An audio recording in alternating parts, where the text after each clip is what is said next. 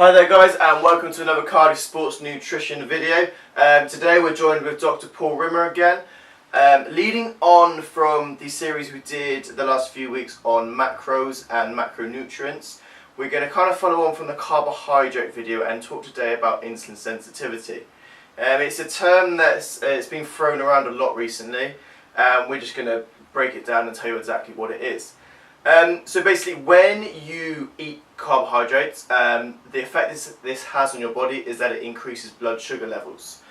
When blood sugar levels rise to a certain point, your pancreas releases what's called insulin.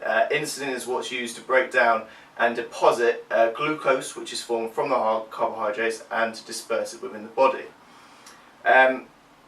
If you're renowned to be someone that is insulin sensitive or has good insulin sensitivity, that means you require less insulin in order to deposit these glucose levels to stores in your body.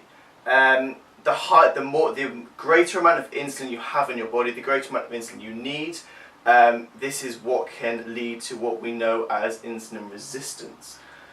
Paul, could you maybe delve a bit deeper into this and just give us a bit of a lowdown? Of course. On the whole. So like Matt said, the basic principle is we eat carbohydrates, blood glucose levels go up, we need something to transport that glucose into our cells for storage, and that something is insulin, okay? At a cellular level, what happens is this. As insulin binds to our muscle cells or liver cells, for example, where our main storage of glucose is in the form of glycogen, or it's taken up for use as energy, basically what happens is when insulin binds to that cell, it translocates, or transporters within the cell come to the surface. These are called GLUT4 transporters. These open a gateway that allows glucose and amino acids, because protein amino acids will release insulin as well, which then allows the uptake of those nutrients into muscles and liver. Obviously in terms of muscles, that's a really positive thing, because we get to restore glycogen levels, we get to provide fuel for training, and we also get the amino acids that are required to build muscle, recover, regardless of what sport that we do.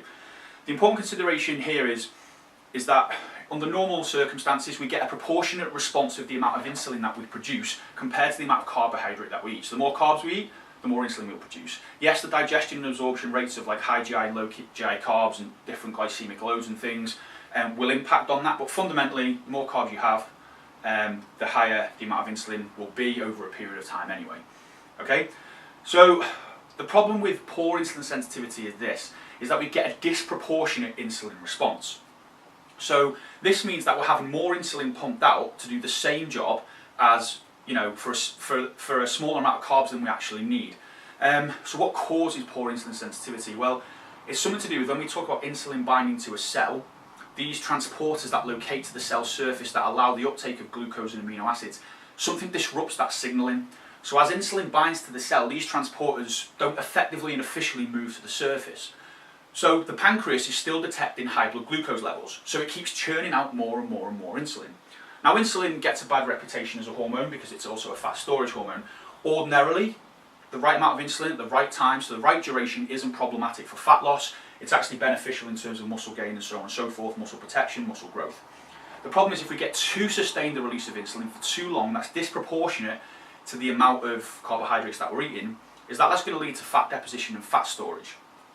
Now, this becomes a vicious circle because one of the things that happens that actually impacts on insulin sensitivity and will lead to insulin resistance is just a point where insulin is signaling that cell to bring those transporters to the surface and nothing's happening. Okay, it's intramyocellular or intracellular fat storage. Okay, so when we put on too much body fat, we get a build-up of fat deposits within our cells, and that interrupts our signaling. So it becomes a vicious circle of your insulin sensitivity is affected, you put on more body weight, it becomes more affected, and that eventually leads to insulin resistance, which is what you find in type 2 diabetics. Okay? After a period of time, that can actually lead back into type 1 diabetes because the pancreas is pumping out insulin and insulin and insulin and insulin, but nothing's happening, so the pancreas basically becomes fried out, and then we end up going full circle back into insulin-dependent diabetes, where we've got a whole host of problems off the back of that. So it's not a good situation to be in. In terms of preventing that, the really obvious thing to do is not to gain a lot of body fat. The temptation in our off season, if we're trying to put on a lot of muscle tissue, is to eat a lot of fuel as a bodybuilder, or if you're a hard gainer. But you should always keep a check on your body fat levels. There's other hormonal issues that can go on alongside that, but fundamentally, you know, insulin sensitivity is a really important thing to keep in check. It's going to keep more of your fuel going into your muscles for restoration and less away from keeping your insulin high, which is going to lead to a lack of fat breakdown and actually, you know, increased levels of body fat storage as well. So like I say, simple way to increase insulin sensitivity is actually to help reduce your body fat levels. In terms of doing this from a macronutrient perspective, there's high carb and low carb diets have both shown a positive effect. The general consensus would be obviously it's seen as a disorder of carbohydrates, but that's not to say carbohydrates cause insulin insensitivity or insulin resistance. It is a result of a hypercalorific diet, too many calories, too much fat storage, regardless of whether that comes from carbohydrates or fats. Both high fat and high carb diets have been associated with insulin resistance, okay? So with that said, when it comes to dieting to reduce body fat levels to improve insulin sensitivity, that is the main way in which we can do it, is by dropping body fat. Macro levels, like I think Matt's going to talk about now, it would be probably wise or it's suggested to keep a lid on carbs because obviously that's going to release the insulin. I think, yeah, you're right in what you said. I mean, like we say, keeping your carbohydrates low in order to increase insulin sensitivity is great. You don't want to do that for too much for a prolonged time. So as much as that good, personally, I feel the greatest way to increase insulin sensitivity is training, exercise. Of course. I mean, the amount of studies that have been done, even just performing aerobic activity, going for walks, long period of just doing aerobic activity, going for a half an hour, 40-minute walk, is going to increase glucose metabolism and help uptake glucose into cells rather than just being left alone and then stored into fat. Anaerobic activity, so for example weightlifting, is also a great way. Maybe not necessarily lots of heavy lifting, low reps. We're talking something moderate to high end reps, high intensity, lower rest. Do you agree with that, Paul? Do you agree with maybe exercise over cutting calories too much? I would say, yeah, obviously fundamentally, you know, fat loss can be achieved through cutting calories in the diet or by increasing output as well. Generally what we're looking to do in any fat loss program, regardless of whether it's to improve insulin sensitivity or just for body recomposition, is keep calories and energy flux high. By energy flux high, what I mean is higher calories, higher output, okay, for as long as possible. Okay, at some point there's going to be a trade-off, there's going to have to be a reduction if we're going to get to very low levels of body fat. On that note, if you do have low levels of body fat, there's a chance that your insulin sensitivity is perfectly fine and working order. It is related to body fat levels, okay? There are a few things that we might look at doing, which we'll come on to in a minute, when it comes to actually if we can do anything extra that will improve our insulin sensitivity, even if we have got lower body fat levels. However, much of the research in that is, well, it's performed in overweight, obese, or people with various other disorders which affect kind of glucose metabolism. But like Matt said, the best way to do it is through exercise. Exercise will improve your insulin sensitivity. It's one of the reasons why resistance training, and just from a mechanistic point of view, those receptors that insulin bind to, that pull those transporters to the surface, those GLUT4 transporters, resistance training has a similar impact, okay? So the act of performing resistance training pulls those transporters to the surface.